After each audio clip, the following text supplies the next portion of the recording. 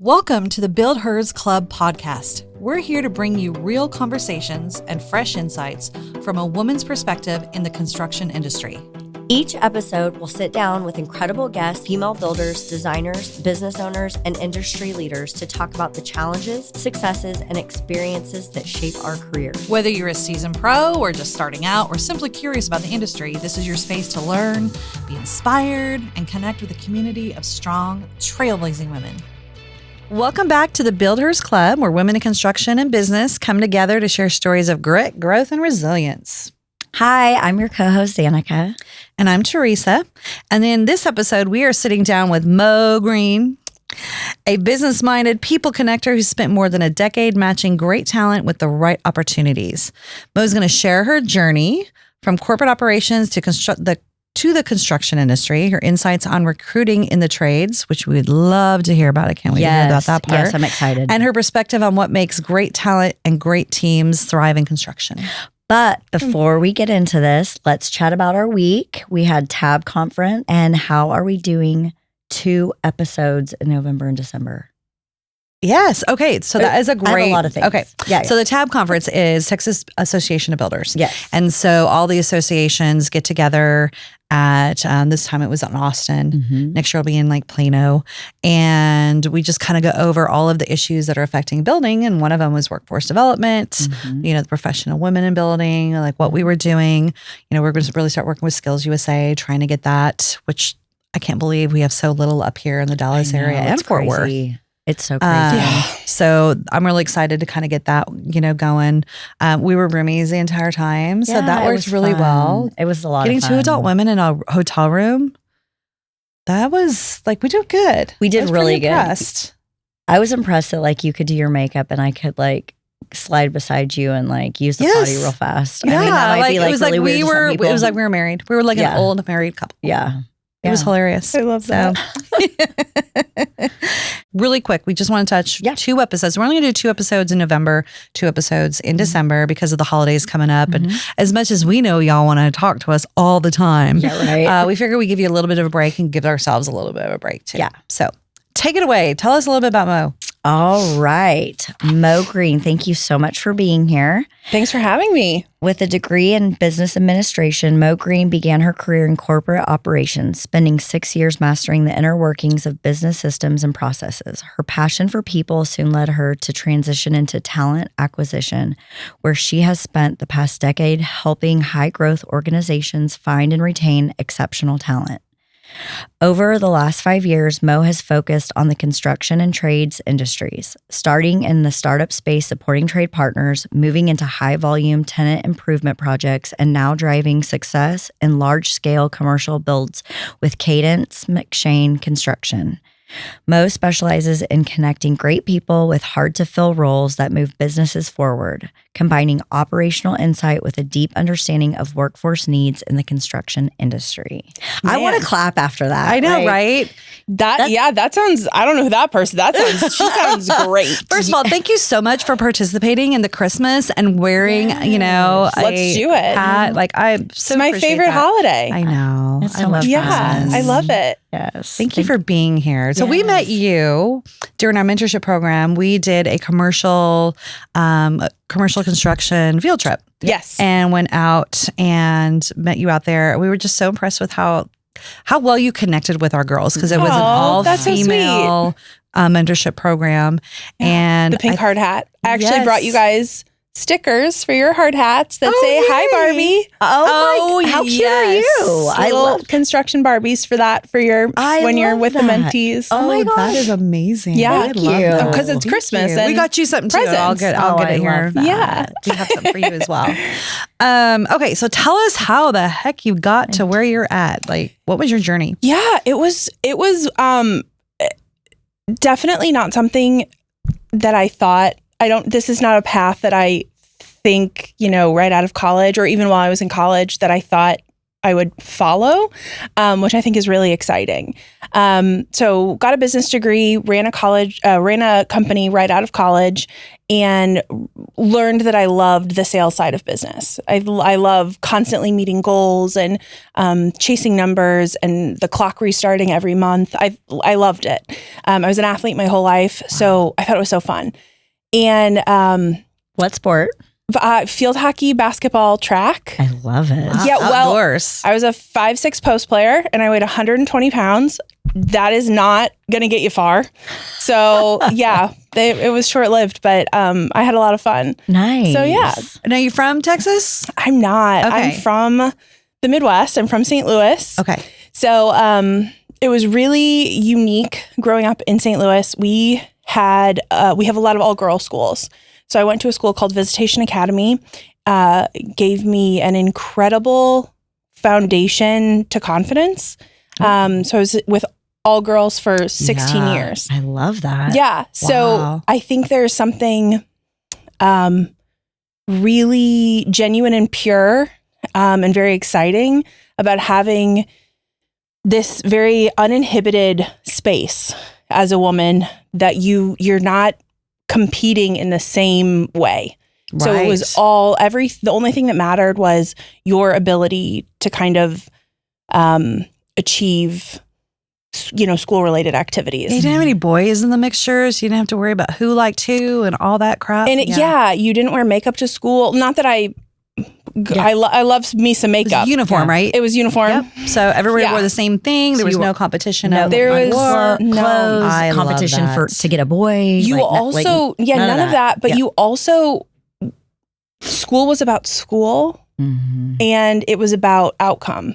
So my whole life I don't think I realized that until I was older. No, because it's not like that in other schools, let me tell you. Right. Yeah. And again, you don't know what you don't know. So it wasn't until I went to college and I was the first time that I was in a class with a boy, I was 18. And I was like, wow, they talk a lot during class. I was like, what is this? No, the teacher's talking. Why are we all not silent and staring? Okay, this is, so it was I had a real awakening in college being like, oh, this is what school the rest of the world looks like. Yeah, right. Yeah. But it was really great because there were no roles you were filling. You were always encouraged to speak up. So I think I got this really incredible foundation of confidence that I didn't realize I had until I went into the workforce. So ran this company. Basically, it was like, hey, we're about to close our doors. You want to give it a shot? And I was like, yeah, like why not? So had a lot of success there, took 18 failing locations, made them profitable, expanded 4 more. Incredible. It was fantastic. That's when I had my daughter. So I was pregnant and then had my daughter while I was doing that. Of course, because we do that. Life doesn't stop for us. No. We keep going. No. And I just heard a really weird fact that if you have like stressful pregnancies, so like if you're in a high stress work environment, the baby is typically a girl because it builds that resilience. Is that not the funniest thing? Women can take it. Yes. Really? Yeah. So I just found that out and I was like, hilarious. Because I was on the go and I was doing that and it was incredible. But I didn't know my value yet as a business person. Not yet after all that success. I had no idea how to advocate for myself. I didn't really know how to effectively advocate for others yet. And I needed more structure. So I went to a very large company and Enterprise Rent-A-Car. Okay. So that was in St. Louis where they're headquartered. And there was a really unique opportunity there because you were close to all of the vice presidents. And at the time we had Pam Nicholson and then later we had Chrissy Taylor as a CEO. So I had great female leaders that I got to kind of come up early on my career and see kind of that glass ceiling shattered, which was fantastic. But as I was running locations for them, I really found that the thing I was the best at was helping people be successful. And I loved conceptually steering the ship. And I don't know that everybody realizes this, but behind the scenes, HR, talent acquisition have such a big impact on organizational growth. And so I realized I could do a lot as a manager, but I could do much more supporting talent acquisition. So the sales side of HR. So yeah, loved it. Started in talent acquisition with enterprise, then left, went to a startup in the trades. And I think that's when I realized how important your value system and the company you work for need to align. Mm-hmm. I went from an atmosphere where, the first question we would ask is about their college experience. And I think the time that I grew up, I'm a millennial. So the time that I grew up, it was like we were given a plan. Right. You go to college. Yep. You graduate. Yep. You have a job. You are successful and everything will be fine. We have since realized that's not the blueprint that everyone should follow. Right.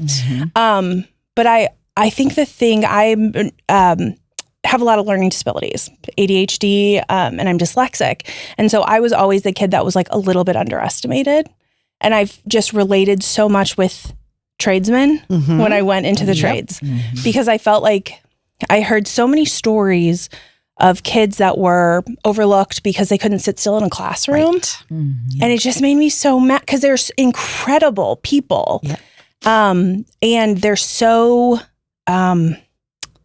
excited and energized to teach someone this craft that has been passed down Right. in person for years. Like the trades aren't something you can replace with a machine. And they say like thousands of years ago, your ADHDers were your hunters, right? They were the ones who went out and did all the work and were able to think on their feet. And those make the best CEOs. Like, they all have something there, but that's what makes them great at what they do. 100%. And I'm really so proud, especially of Texas. Cause like I came down from Missouri and I was like all in on Texas. I was like, yes, I've never lived anywhere else. We're the best. Like I jumped on the bandwagon so quickly. But I think we do such a good job of attempting to make the trades accessible. So there are some different programs that had gone into place when I was there. The fact that we have tradesman level licenses in plumbing and electric is huge because I think it gives those people opportunity so much faster. But I absolutely loved that. I supported the Gulf Coast. And recently, I just was scrolling on Facebook and I met a young lady, friend of a friend, and they had connected me to her. And she was like, here's the thing. She's a single mom. She doesn't want to be in an office. Yeah. I think she was working at Amazon warehouse and she really was unsure where she wanted to go. And I was just like, tell me like what do you like? And when I had originally kind of connected, I wasn't necessarily thinking the trades. I was just trying to think like, how do I help this person just find a purpose? Right. And she ended up, we brought her in as an apprentice plumber.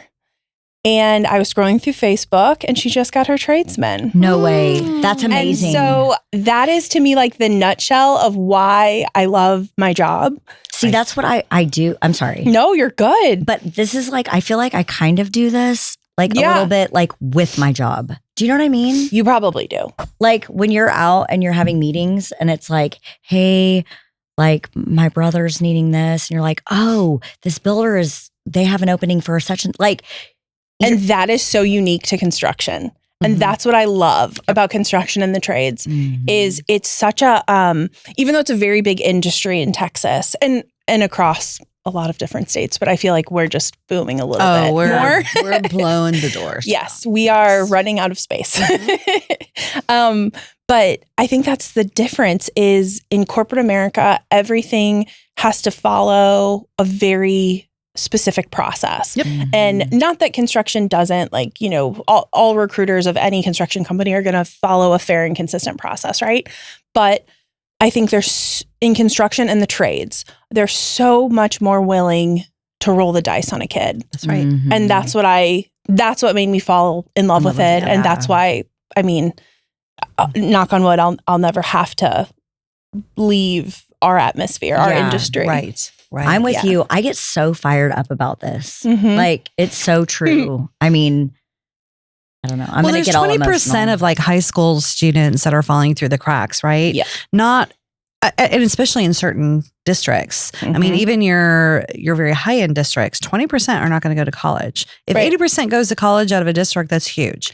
But there's a large, DISD, they don't have 80% of their students going to college, And right? I would argue, as someone who spends a lot of time on college campuses, we have to stop trying to send kids to college that shouldn't be there.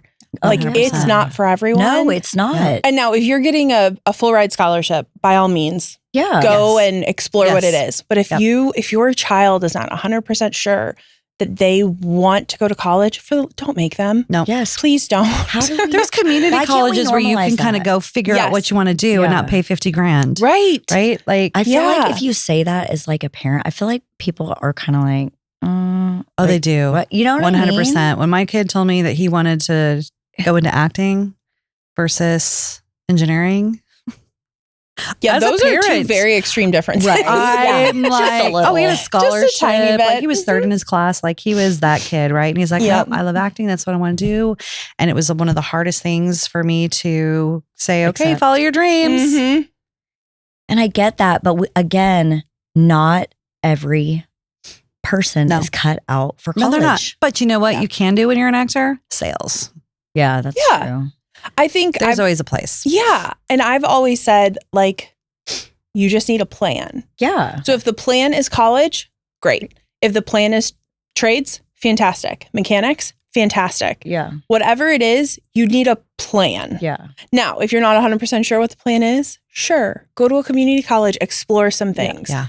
But the thing that was so eye-opening to me when I first started recruiting on campuses was how the lack of preparation that so many of these kids were going to. They hadn't ever really thought about what they wanted to do long term. They hadn't really ever had to do a lot on their own. They weren't, not all of them were held to, the same standards that their school was putting them to, so it was just a very different, and it's like some kids just need a little bit longer to get there, and that's okay too. So like, let your child work for a year and get some experience Exactly. and then send them, or, whatever it Right. needs to be. But I think, we're very fortunate in Texas. It doesn't seem like we have as big of a bias towards kids going to college. Right. And I think that that's really refreshing. And Yes. I hope the rest of the United States. I think it's also where catches you up. live, Yeah. probably too, because there are a lot of areas that are pushing. Oh, Like sure. we just in the Frisco ISD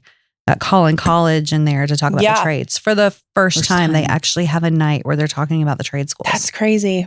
And that has taken years for them to be able to get in there and do that. So I'm really happy to see that they finally made that Mhm. headway. Yeah. No, that's incredible. Because I don't know. Like when I was preparing to go to school, like I did not know Right. What you wanted to community do. college. No, Yeah. I knew what I Oh. wanted to do. You did know what you wanted to do. Yes, that was something, we're big. I think the other benefit of going to Visitation Academy was goal setting Mhm. and forecasting and really understanding how to get to your next step was huge. So no, I knew I wanted to be in business and I knew I wanted to be in sales. Now, I didn't know that recruiting was sales when it definitely ebbed and flowed. But if you would have asked me my senior year, like, what's a community college? Right. Like, what do they offer? I'd be like, oh, I have no idea. And it's literally the same thing. So when you're recruiting, I was Yes. just about, are you going to ask about soft skills and yeah. stuff? Well, What not are even just soft skills. Like what? do you, Yeah, what are they looking for? Because right now, one of the biggest gaps we have is these kids. So Texas is very unregulated when it comes to most trades, right? It's only HVAC, electrical, and plumbing that actually has to have a license. It's Right. regulated by the state. You can be a builder. If you decide you're going to be a builder, you can be a builder. Right. Absolutely. So you don't have to necessarily go to school for some of those other trades. It's more of an apprenticeship. right. But the biggest thing is these kids are coming out with a certificate. So you start with a certificate, then you have to have so much experience to move into your journeyman. Mm-hmm. So that's the hardest part that we're finding. Now we have all this money. We're going to put kids, the high schools to the colleges, which is great because we need the trades. But then once they get out, there's this gap of anybody being willing to hire them for experience because they want everybody who's experienced. So I think the trades is seeing the same pattern that most even corporations are seeing right now. There has been this mentality in homes that when you're going to school, trades or college, that's all you do. You just focus on school. Now, Collin College is great. So many of those kids work full time while they go to school. Right. And that's what I'm specifically talking to, those kids, not your Texas A&M kids, that's all not completely different. No, there isn't. Just kidding. I'm talking a different dynamic of economic. Yeah. Those kids are working. That's the only way they can. Yeah. And I think they're going to have an easier time because what we all look at is I want to see that you can juggle things. And a lot of times that means you had to have a job in high school so that you could have a job while you're in college. Right. So, and then a lot of those soft skills that you're kind of referencing come with that. Right. If you're not an effective communicator and you work at McDonald's, you're going to figure it out in some capacity pretty quickly, right? Right. You're going to learn conflict resolution and conflict management anytime that you deal with the public. Right.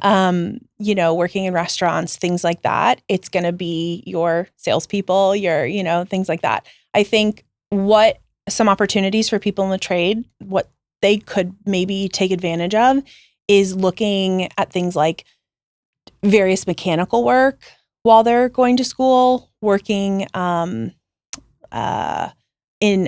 for apartments, property maintenance, things like that give them a initial baseline. But yeah, it is hard because we have such a high need for skilled labor, yeah. But businesses, especially as the trades become more and more private equity backed, profit margins become more and more of a focus. I run a small business called KJ Custom Screens and Outdoor Living, and social media has been a really big play into how I run my business. And about 10 years ago, social media was really starting to become big and people were turning to that for a lot of their information. And I had started doing some social media, didn't know a whole lot about it, kind of educated myself a little bit. Didn't really like what I was doing, so I hired another company. Didn't really like what they were doing. I didn't see any benefit from it. So I said, well, screw that. If I can learn construction, I can learn how to do social media. Yeah. So I started teaching myself how to do it and what the algorithm was and what the best platforms were to do it, and kind of changed the trajectory of where our social media was going, and it really increased. And so when my daughter-in-law graduated college from Texas A&M Corpus Christi in social media in media studies, we decided to start a business. We called it Monarch Media Hub. It is a woman-owned business, and we specifically work with small businesses. We're not a big company. We're not looking to grow in that area. There isn't somebody out there that we could find that would really do what we wanted in the price range that we wanted. So we created it ourselves because that's what women do. So we work with small builders. We work with big builders. We work with trades, kind of predominantly in the construction program. We do some self-promotion accounts as well. So if you're looking to grow your social media business, please give us a call, Monarch Media Hub. You can contact us at hello@monarchmediahub.com. I know Xanika's looking to bring her company over to see what we're doing and kind of join us in growing her social media presence with her company. Yes. And if you guys have not seen the things they post, you have got to go check them out. I mean, they're high and tight. We are the producers for BuildHERS Club. Yeah. So all of the promotions, everything you've seen, that has come from us. So give us a shout again, hello@monarchmediahub.com, and we will get you started. So I would encourage anybody who's interested in the trades, first of all, yes, apply online if they have that. But your mom and pops aren't going on Indeed. They have a now hiring sign in the window and they want you to walk in. So, which is foreign concept. We do. We have a now hiring on your website? No, on our sign outside. that's like on the Yeah. service road. Mhm. But how many of these young kids are going to walk in and do that? That's just something that is so foreign to them. Right. It's the opposite. Yep. So, Mhm. Most companies are going to tell a kid, hey, I need you to go online. I can't accept this application. Right. The trades are going to be the exception to that rule where they really do want you to Yes. walk in, introduce yourself, and keep in mind that the second that you walk in, you're being evaluated. 100%. So- Absolutely. We're going to have clean hair. We're going to have a clean shirt. Our Right. shirt's going to be Presentable. tucked Yep. in, Yep. and it doesn't need to be a suit. No. Like Right. it just needs to be well put together. Yep. Yeah. Is your beard properly maintained? Yeah. Easy stuff. Right.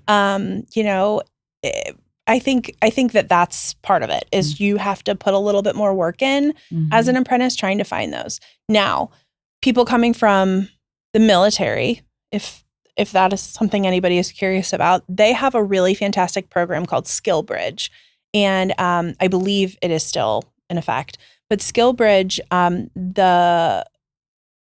essentially the military pays for a company to have an apprentice to learn that skill. And not a lot of companies know to take advantage of that. So you just have to go fill out some paperwork so that your company can be qualified. And then they can come and start in plumbing or whatever. And I think they used to also help provide tools and stuff because that's a part of it for a lot of these kids is they can't afford the startup tools. Exactly. So SkillBridge is also a great thing if you're military that you can take advantage of. We'll put that down Yeah, below thank- in the comments. Thank Skillbridge. you We can take a for- look at that. That's Do you have any great. other little nuggets that I know I'm trying to think now because I've been out of the trades for a little bit. I'm just trying to think. I know for a little bit, there was going to be a school or a couple of school districts that were going to be starting their tradesman plumbing certificate in schools, but I don't know which districts, and I don't know if that has already gone live or if it's something that's And these are high coming up. schools? Mm-hmm. Well, and that's my point is, so for these kids, they're going to get that certificate. They're coming out of high school, but they're coming out with no experience. But if they're getting their tradesman, they can do so much more than an apprentice. And that's the difference. Okay. So okay. in plumbing specifically, okay. you can do very little without a license on site. Right. So Right. you can do some stuff, but it you might work be under a master's drains number, or- Yeah, right? yeah. Basically, Yes. yes. But Okay.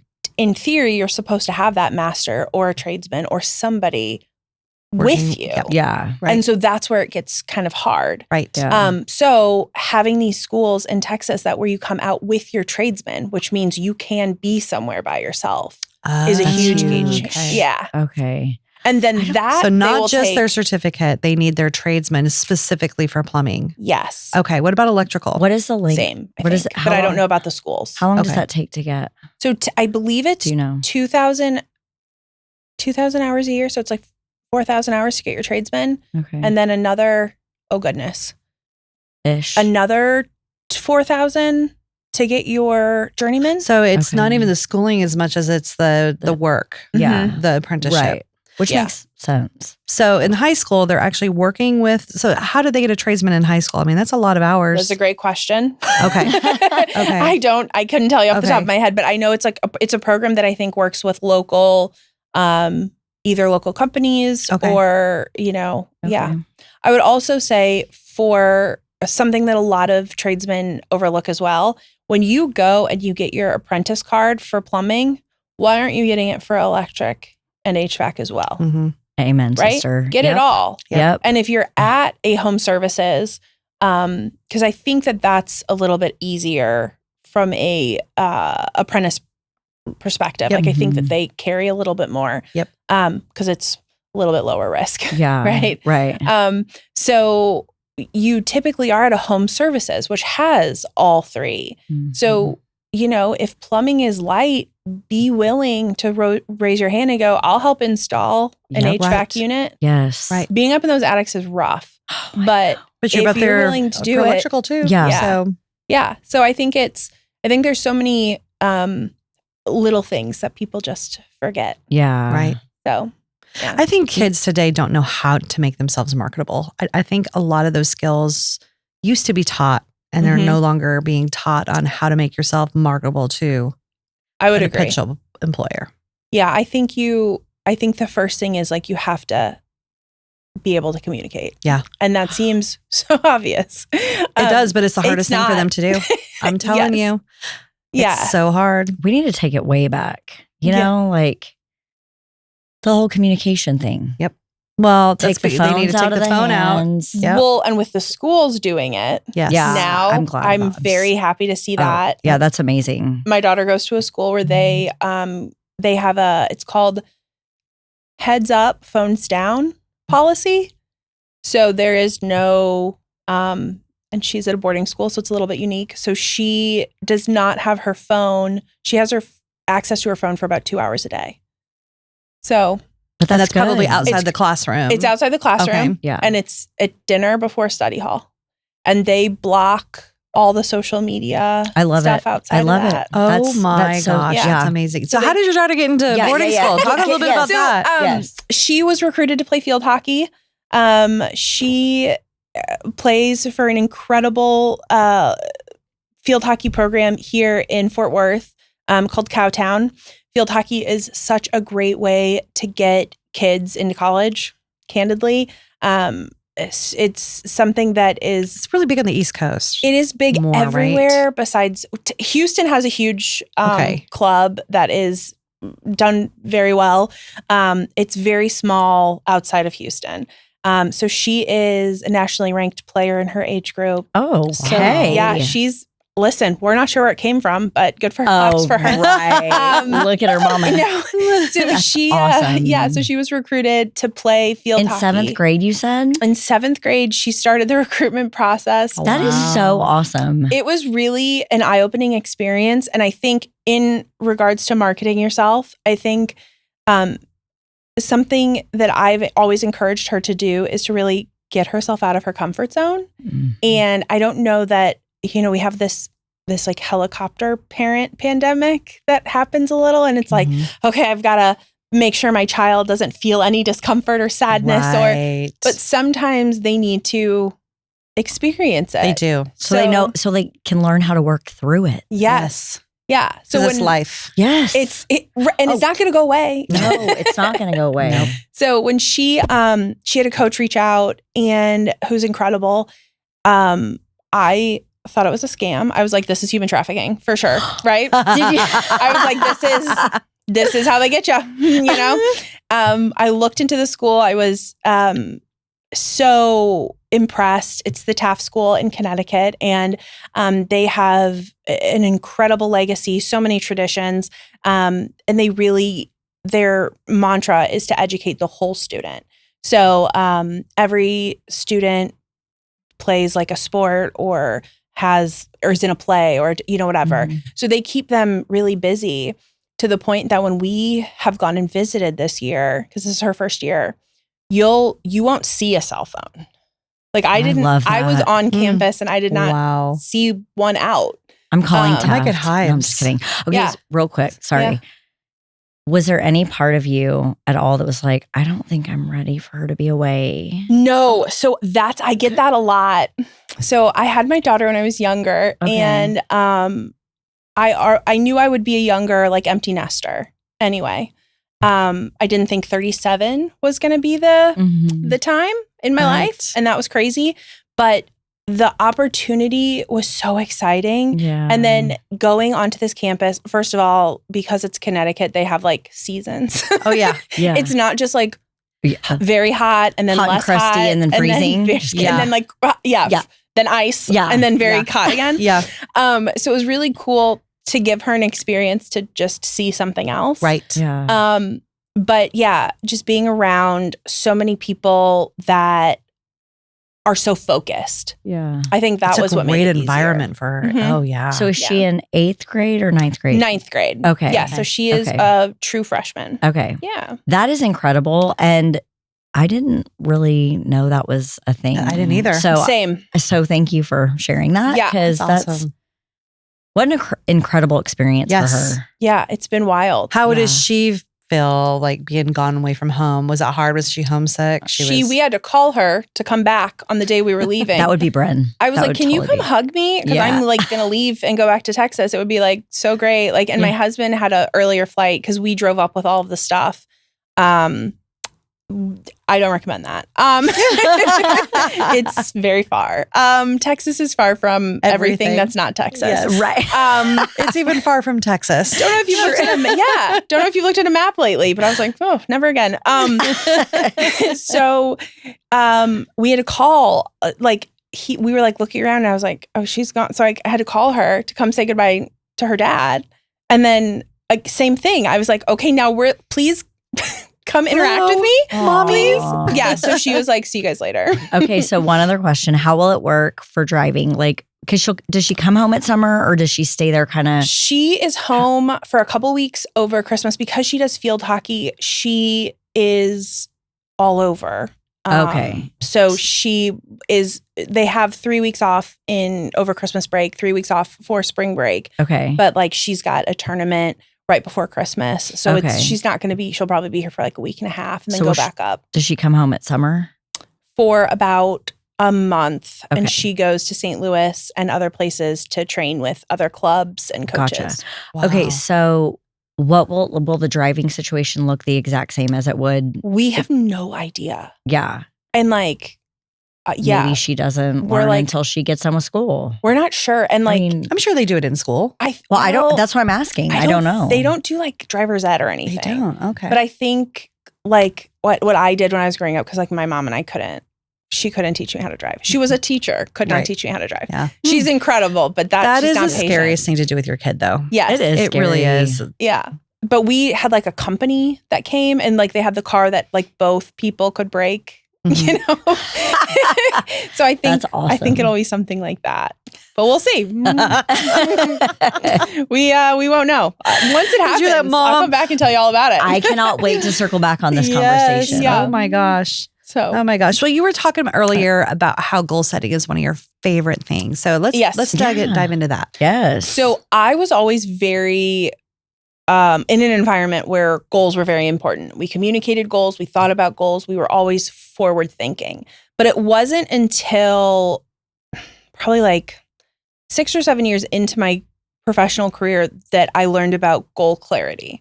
So goal clarity is that's exactly the face I always get, right? Nobody talks about goal clarity. So it's one thing to write on your wall and say, okay, I'm going to start a podcast. Okay. Okay. But you don't just wake up and start a podcast. Right. Right? So there are these steps that come into it. So it's that you, I don't know, have to think of The what topics you want to do. you want on. Right. Who do you want to do it with? Yeah. Where do you... Logistics, money, finding. Yeah. So every goal has like what I would consider a staircase. Mm-hmm. So if your goal, for example, is like to get yourself out of debt in the next 5 years. Okay. Well, you can't just like go like, okay, I'm going to do it. And then you just, right? Yeah. Right. You have to change your habits, which means you have to, the first stair might be to sit down and understand your debt. As an example, what Kind of start from the beginning and work your way backwards. Yeah. Okay. So how do you make sure? So then it's how much debt do you have? What behavior do I now have to change to hit this goal? So if I have, I don't know, $10,000 worth of debt, then I've got to break that out over, are we factoring in interest? Is it asset management? Right. Whatever it is. And then you're doing that. And you're continuing down those stairs until you reach that you're out of debt, for example. But goal clarity is also really important in understanding how your performance at work can affect your personal goals. So there's always a correlation. So like, let's say you're trying to buy a house. Okay. So you have to have a job, right? That's the minimum first step. Thank you. Income. Yeah. Yep. Right? Or I guess lottery winning, but I wouldn't put all of your eggs in that basket. No. Yeah. You got to buy a ticket first. Right? So you have to have a job. Then you have to figure out, where do I want to live? Right? So based on where I want to live, what are the average cost of these homes? Based on that, how much of a down payment do I need to save? Based on that, how much do I need to make? Okay. So if I'm trying to level up in any capacity, and in order for me to be able to not only buy the home, but then be able to pay the mortgage, maybe I need to be making $10,000 more a year. So if I'm an apprentice and I'm trying to buy a home and I know I need to be a tradesman before I can afford it, my second goal staircase is going to be that clarity of how I become a tradesman. Does that make sense? Yep. It totally makes Absolutely. sense. And then in the trades and in construction, there is either bonuses or, for a lot of tradesmen, it's commission. Mm-hmm. And so it's, am I selling enough to make the money I need to hit the goal I want to? So there's that correlation. Right. And I think I do this with my teams always, is we sit down and we do a short-term and a long-term personal and a short-term and a long-term professional goal. And if they are comfortable sharing, I help them build those stairs. And then that's how we check in. So when I'm doing a quarterly touch point with them, I'm going, okay, so if your personal goal was to save for a down payment, how are you doing with that? Is there anything that we need to adjust at work that's going to help you hit that goal faster? Or how can I support you? Because everyone needs Mo Green in their life. Right. Call me I'm just anytime.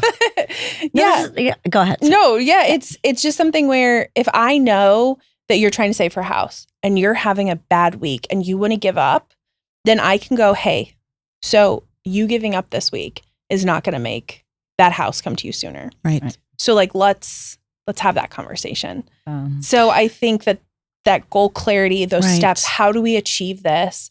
And I don't think you can say as a kid graduating high school, okay, well, I want to be a master plumber. Okay, that is a great goal. Right. What do you do to get there? Right. Yeah. So goal setting is And on. I think, unfortunately, the instant gratification is so big in Yes. our It's society huge. that if it doesn't come right now, they give up. Yeah. And they're not sticking through to the end. And they're like, oh, that's too hard of a goal. We So- need goal clarity to be in a high school class is what we need. Yes, goal clarity. So then there is something called achievement drive. And there's a really great book called Integrity Selling that talks a lot about this. I know this book. Yeah, it's the most boring, but I'm going to just tell everybody. Yeah. I've read like Atomic Habits, and I thought that was so engaging. And there's so many other ones that are, for me, integrity selling. I really had to be like, okay, we're doing this. Yeah. Right. Oh, Chapter for a week. Yes. Just to Yes. I hear you. But your achievement drive, I always thought in life, you either were someone that was motivated and goal or task oriented, or you just weren't. And that's just not true. You can condition yourself. And so a lot of that has to do with setting attainable goals, which is part of goal clarity, right? Mhm. Saying, okay, I'm 18 years old and I want to be a master plumber in 2 years is not an attainable goal. Right. So we're not going to set that goal. Right. So that's part of it. But the other part is really having rewards for yourself. So like if you are trying to do something with debt, because I feel like that's a kind of an easy, everybody has been there at some point in their life, right? Yeah. So if you hit your goal for 6 months in a row, maybe it's that you cut back on spending at, 20%, and that saves you $300 a month that you're able to put towards your debt. Okay, and maybe it's 3 months, you celebrate, go get your nails done, Right. give yourself a reward, right? Yeah. How do you deal with that with the ADHD brain, which is even harder because that brain needs to see the results now? Yeah. So I really fragment mine. And so I will typically have like ongoing light at the end of the tunnel goals. So it'll be easy. It'll be like, okay, as I'm doing this big year-long goal, I'm going to do these small like micro goals, which might be going through all of the pots and pans, all of the things in the cabinets in your kitchen. Like why do we have 6 of the same size pan? Right. Where did it come from? Can we please talk about this? It is, Yes. It's like, what is the problem? I don't even cook. Where did it come from? I don't understand. It's a problem. Yeah. Yeah. Yeah. So I try to set up goals like that have an instant gratification to them. Okay. And like my hall closet, like we have like a gifting closet kind of situation. And that's something I do quarterly because without fail, I love the way it looks for about 3 weeks. And then I'm just like, whatever, throw it in the closet. I can't see it, out of sight, out of mind. Do you do it on the same day? Are you like that? Just like, are you like, we're doing it this day? Like when I set my goals. Yeah. Or do you give yourself a little leniency?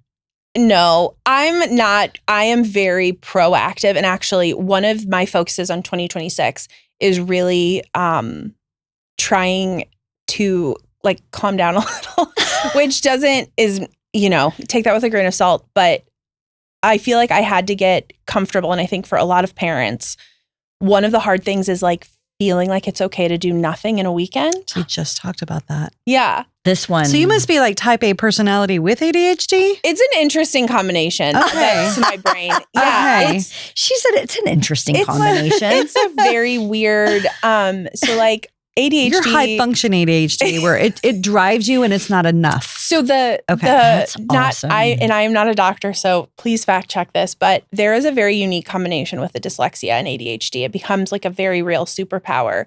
ADHD, the hyperfocus is really, it's a fantastic thing if you can control it. So when you're hyperfocusing, for anyone that doesn't know, a lot of times in kids, it might be that they're hyper-focusing on like they're trying to finish a puzzle and they're like, okay, it's time to go to bed. And they like won't leave. That's the hyper-focus. Or it could be a sport, or it could be researching something that they're interested in. Right. It's usually something they're interested in. Exactly. Yes. It's always the thing they're interested in. Yes. And the hyper-focus will kind of like cloud everything else. Yep. And then the thing you have to get done, you can't because you literally can't pull yourself out of the hyperfocus. Right. Oh, do I know that? Right? But when you start to be able to control it and then you can kind of point your hyperfocus, it becomes this like magical thing. So let's talk about how you control it. Because I live with ADHDers. Yeah. Right? So I co-host with one too. So how does and you can point to a book or something, because I know we're kind of, this is off topic, but and honestly, a lot of the trades, we pull our ADHDers because they can't focus on schoolwork like going to college. So we do have a lot of this inside our trade. So how would they learn that hyper focus on something good? Like what skills or books or? No, I think that's a really valid question. And I think it has a lot to do with understanding what you're good at and what you're passionate about. I think a lot of kids with any kind of learning disability everything is like, oh, you're so bad at fill in the blank, or they can't fill in the blank. And instead it should be, and I'm not saying that those things aren't important, but I think it has to be like, okay, so yes, we've acknowledged you're not good at this, but you're good at something. So how do we figure out how to find the thing you're good at, find the thing you like, and then kind of push you on that path? Okay. So for me, it was sales. And I got very lucky that I learned that in high school. I started a commissioned sales job because I had a really fantastic neighbor. I was going door to door selling, our school did lottery tickets, and I was selling them. And she pulled me inside, and she was like, because I think she was like, oh, I'll buy one. And I was like, what about 10? Just a cute, I just wanted to win. And she came inside, and she was like, I was in 5th grade. I'll never forget, because of the uniform I was wearing. That's the only reason I remember. It was hideous. And she kind of mapped out a career for me. And she said, okay, you're good at sales. And that was probably the first time somebody told me outside of sports that I was good at something valuable. So I was not in a route, my mom is in a bad way. No, but it was like somebody saw that in you. Yeah. Okay. And they helped me identify what it was. Right. Yeah. So it was, hey, you're very good at sales. Do you think you would want to do that for a job? I'm in 5th grade. I'm like, sure. Yeah. I don't know. What jobs are there? Right. And so she mapped out, she said, okay, this is what you need to do. You need to work in high school somewhere where you have something called stack ranking. So any place that has commission sales will stack rank you. And you need that. And then you need to keep those stack rankings. Then you go to school, you go to college for business, and then you need to work while you're in school. Doesn't matter what school you go to. Wow. To go to a college, but you have to go somewhere where you can still be selling while you're in school. And then, you try to find an internship, or depending on what you're doing in school. And this lady sat down in 5th grade with you. Mm-hmm. And it was still keep in touch with her? I don't even know her name. Oh. No, wow. it was just that impressionable. And I you're just was okay. But how amazing was it that she did that for you? 100%. Wow. Yeah. And so that's always something I try to, when I'm talking to my friends' parents who are when their kid is like, well, I don't know, I'm kind of good at this. And I'm like, you need to explain to them how to make that thing something they can live off of. Yeah. And you are very sweet with the acting, because that I think would have been outside of my tolerance bubble. This is the kid, though, that when he decided to do something, he figured out a way to do it. And that's awesome. And so I was trying to kick him out of the house in high school, of go out and see a movie, go out with your friends. He was so studious. Mm-hmm. So the fact that he chose something that wasn't that, Sure. I just wanted to be 40 years old and go, I wish I would have. Right. And so I was trying to think of my brain, what would he be able to do with it outside of, and sales is always something that he would be able to do. 100%. Public speaking so, and all of that. Yep. And so teaching, he ended up being some, on the side, he teaches kids how to take SATs. And this kid is like That's a savant incredible. with math, right? So I could use that. I'll grab his phone number after. Yeah. My kid is very good at a lot of things. Right. Math is not one of them. Yeah, me either. He did not get that from mom at all. Can't be good at everything. Oh my word. Yeah. Yeah. He can't follow directions either, but he's really good at math. There you go. So that was something I really had to let go of, because how are you going to support a family as an actor? No actors make any money for a long time. Can I ask you, did you set perimeters to the experience? Nope, I didn't have to. Okay. Because he did it himself. Okay. And if he doesn't make them, he's more angry than I am. Oh, I just meant at what stage? Because I think there's a lot of parents out there that hear these statistically improbable dreams and they go, I don't want to be a bad parent. I don't want to not support them. Right. Then you've got parents on me on the other side where I squash those dreams so fast. And I'm like, no. Yeah. Follow this path. He has his own of how long he's going to try. Okay. So he's kind of got that. Yeah. Of what he wants to do. And the great thing too is he's not, I think this generation, he's 24. Mm-hmm. They're not so big on stuff. Right. They're minimalists. Yes. And so they don't care about the fancy car and the big house and all of that crap. They're happy.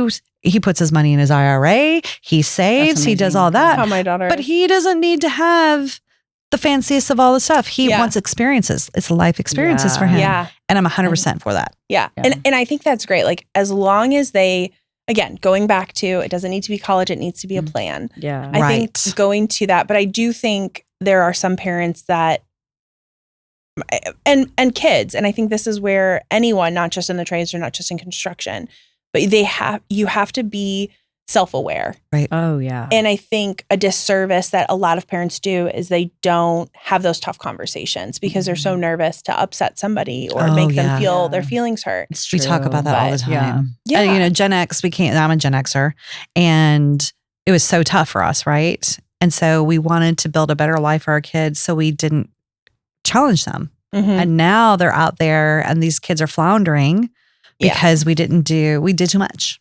Right. Yes. And that, I'm a part of that problem. Thankfully, I didn't have a lot of stuff with my oldest one. So he's functioning. He's more high functioning. But my middle one kind of flounders. And my daughter, she's 15. And I'm learning my mistakes, as you go on. But you did the best you could do. I know. And there was no manual. There's never a manual. That's so rude. So rude. So rude. Seriously, if you're going to create these gorgeous little human beings, give us a manual. And everyone's different. And oh my gosh. I know we got to kind of wrap it up here. I don't want to wrap it up. I've got lots of questions. I do want to ask something. Yeah. As a woman in construction, what challenges have you faced that help shape your confidence or leadership style, and not just with your schooling? And what advice would you give to another woman or girl coming up in it? Yeah, absolutely. So I think the biggest challenge I'm going to paint with a wide brush, all the women that have children, is it's your kid. We are still the default parents. Mm-hmm. And I think that has been the biggest hurdle for me, especially because even before I was in the trades and construction, I was in male-dominated fields always. And they have somebody being the wife at home, being the primary parent. And so a piece of advice I would give is my husband and I sat down very early on. And I said, listen, I am psyched that I'm having this child. I kind of joked and I was like, I did the first 10 months. Now it's your turn. Yeah. You do the next 10 months. And then we'll kind of like 50-50 it up. Now, obviously I'm kidding, but I was running that company. So he was home during the day and worked at night. And I think having an honest conversation with your partner and saying, these are my goals. I need to know you're on board. Mm-hmm. And if you're going to have a child, they are 50% your responsibility. So like what we did is we would sit down at the beginning of every school year. And I would say like, do you want to do to and from school or do you want to do to and from extracurriculars? Now we had one child. So I know this is not how it works when you have like 4 children. Because then you're in Texas, that's what we do. Yeah. We at least have 3.5. Yeah. So I know that can be a little bit difficult. Then it's like organizing carpools and whatnot. But I did. And he and I made a commitment of how we were going to do things, who was going to be the person that if we got a call from school, we made sure that, we tried our best to make sure we were never traveling for work at the same time. But that had a lot to do with me being willing to kind of step aside and go, so I love being a mom, but I love my career. Yeah. And that's a very hard thing to do. Yeah. Mm-hmm. But having that tough conversation before you've gotten to where you hope to go. You can't all of a sudden be a manager and now turn around to your husband and go, or your wife and go, okay, so now I think we should do it this way. Yeah. Right? Right. Exactly. So, I was making no money. I had no responsibility. And that's when I sat down and I said, okay, this is what we've seen. This is what a family dynamic responsibility is based on the last year. This is what we've decided it looks like. I need your commitment that we can figure out a way to balance this and that I am not the default parent all the time. Right. Happy to be it. Right. 50% of the time or sometimes 75%. Right. There were times in my career where I was 25%, So having that conversation, I think the thing that has made me the most confident is knowing that my husband has my back and that I have a partner. I'm very grateful. gotta- It's so true. Yeah. But back to your plan, the plan, Mm-hmm. Mm-hmm. you planned for it. You had the tough conversation, but you also planned for 100%. yes. Yeah. So Yeah. So I See, think if I had a wife, oh my God, it would be amazing. listen, my next Seriously. husband's going to be a wife. I Oh, say yeah. that all the time. Yeah.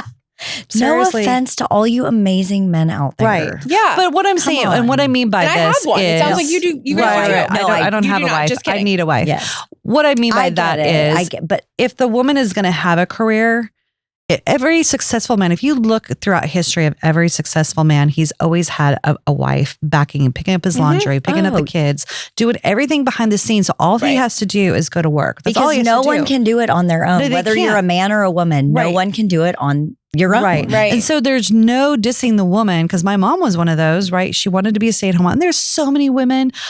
I wanted to be a stay-at-home mom. That was not in the cards for me, but that is what I wanted to do, was stay home and raise children and be that carpool mom. And it didn't at all come that way, but that's what I grew up envisioning Right. myself doing, right? There's nothing against that. Oh my at gosh, all. no, it's great. But if you do want to have a career, you've got to have somebody backing you up Mm-hmm. in that. Have And to. that's what you're talking about here. And that's what 100%. you both have, and you've had those conversations. And to bring it full circle, why I love the trades and construction so much is they still have the family first mentality They do. that has gone away. Yep. Like, That's why when I got to JNS, I was like, yeah, family first. yeah. Like, and I feel like every company needs to have that. Oh, yeah. Mhm.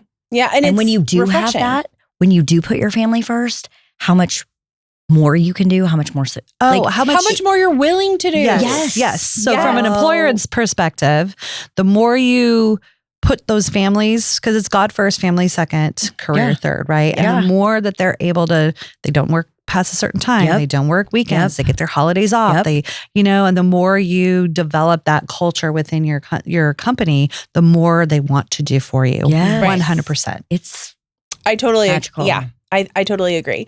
But I think when women were having this battle to enter into the workplace and to be taken, like, we'll take it on. But we didn't do a great job of saying, and we're going to give you some of our responsibility. Right. Mhm. And that's what, that was a lot of advice that I kind of heard or experienced by seeing people not do it. sometimes you learn your biggest and best lessons by the mistakes and the missteps. Yep. So I think, especially when I was early in my career, I heard so many people say like, hey, talk about that you're not going to be the one that's going to make dinner every night. Now, obviously, we are past that. Right. Right. But nobody says, hey, you are going to pick up the slack. It's not that I'm taking more on. I'm not going to get a career and still be the primary. It's if I'm taking more of a role at work, then I need you to be responsible for X, Y, and Z. Oh, yeah. Right. So I think, but again, I don't think it's fair for anyone, man or woman, for you to have something happening for 10 years and then you come home one day and you're like, psych, now I want this to happen. Just kidding. And then you're like, well, hold on. How do we adjust? Right. So I just encourage that. That was advice that, I found out and had some people talk to me about. And I just really encourage that be something that all women, especially, they level set before they embark. Right. So, and I don't think we think about that. No. At all. When is your book coming out? Listen. I'm just If only. Oh my gosh, I love this talk. We could do like a whole nother hour. I know. I am so not ready for you to. Well, we can have her back. Yes, we got to have Come you back anytime. Yeah, absolutely. Well, take us out with your quote. Yes. So one of my favorite quotes from Alice in Wonderland is, she began to believe that very few things were indeed impossible. And I encourage you to believe that very few things are indeed impossible. I love that. 100%. Thank you for carrying us out with a quote, since I completely dropped the ball. No, Yours was amazing. This was perfect. Yeah, this was perfect. It was. Yeah. You've been awesome. Thank you so much for coming on. I today. need 5 more hours. 15 I know. more hours. We need to teach a class. Yes. Thank you so much. Thank you. Love you. Bye. BuildHERS Club is a production by Monarch Media Hub. Recorded and edited by MZStudios and executive produced by the amazing Abbigail Thompson. Hosted by me, Teresa Williams. And me, Zanika Scusa. If you have a topic you want us to discuss, message us on Instagram at BuildHERS Club. Or email us at hello@monarchmediahub.com. That's HELLO@monarchmediahub.com. And as always, when commenting, please use grace. We're here to build each other up.